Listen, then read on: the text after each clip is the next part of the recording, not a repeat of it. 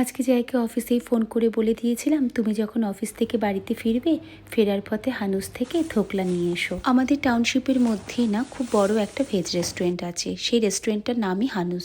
ওখান থেকেই ধোকলা আনতে বলেছিলাম। আর জানো তো, পানিপাতে আসার পর থেকেই না আমি বাড়িতে আর ধোকলা বানাইনি। যখনই ধোকলা খেতে মন চায় হানুস থেকেই কিনে নিয়ে আসি। কিন্তু একদিন ভেবেছি তোমাদের সাথে আমি আমার ধোকলা বানানোর রেসিপিটা শেয়ার করব, কারণ যতজন আমার হাতে ধোকলা খেয়েছে না সবাই খুব ভালো বলতো। এবার বলি, তোমরা অনেকেই আমাকে জিজ্ঞেস করেছো যে আমাদের লাভ ম্যারেজ না অ্যারেঞ্জ ম্যারেজ।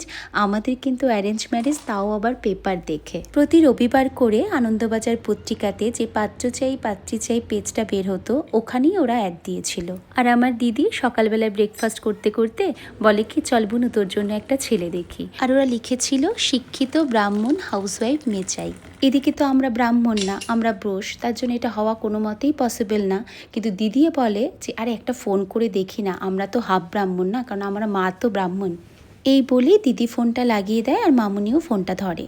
কিন্তু মামুনি যখনই শোনে যে আমরা বোস, সঙ্গে সঙ্গে কিন্তু মামুনি ফোনটা কেটে দিতে চায়। কিন্তু দিদি যখনই বলে যে আমার মা ব্রাহ্মণ, এটা শুনে মামুনি বলে ঠিক আছে, তোমার বোনের একটা ছবি পাঠিয়ে দিও। আর আমার দিদি যখন এই সব কাজগুলো করছিল তখন কিন্তু আমার মা বাপি কেউ জানে না। মা ছিল পুজোর ঘরে আর বাপি ছিল বাজারে। তো বাপি যখন বাজার থেকে আসে, বাপি জিজ্ঞেস করে যে তুই যে এত কিছু করলি, ছেলেটা কি করে? তখন দিদি বলল, মা বাপি ছেলেটা ইন্ডিয়ান অয়েলে জব করে।